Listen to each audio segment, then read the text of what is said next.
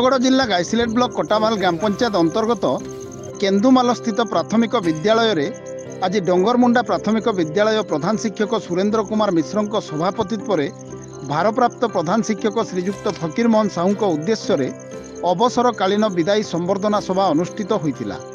उक्त कार्यक्रम में मुख्य अतिथि भाव समाजसेवी सुशांत पंडा जोग देथिबा बेले सम्मानित अतिथि नायब सरपंच उपेन्द्र विभात, आंचलिक साधन केन्द्र संयोजक प्रशांत कुमार दीप, विश्वनाथ प्रधान, सहकारी शिक्षक प्राथमिक विद्यालय ओइलाभट्टा, प्रमोद कुमार बढ़ई, सहकारी शिक्षक प्राथमिक विद्यालय जुबाखोल, अंगनवाड़ी कर्मी समारी प्रधान, स्कूल परिचालना कमिटी सभापति सत्यवान साहू, सदस्य चिंतामणि साहू, लोकनाथ साहू, दुर्योधन साहू, प्रफुल्ल साहू, चतुर्भुज बरिहा, विष्णुमणि साहू प्रमुख उपस्थित थिले।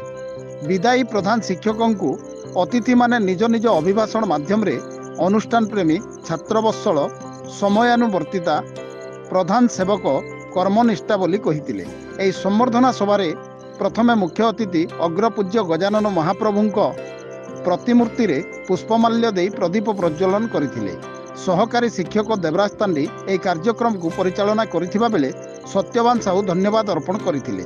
श्रीजुक्त साहू निजर शिक्षक जीवन 1/7/1997 प्रथमे जुगी मठरे जोग देथिबा बेले परे जुबाखोल प्राथमिक विद्यालय एवं 6/7/2011 रु 29/2/2024 दीर्घ 13 वर्ष केन्दुमाल ग्राम रे शिक्षकता करी केन्दुमाल प्राथमिक विद्यालय अवसर नैथिले।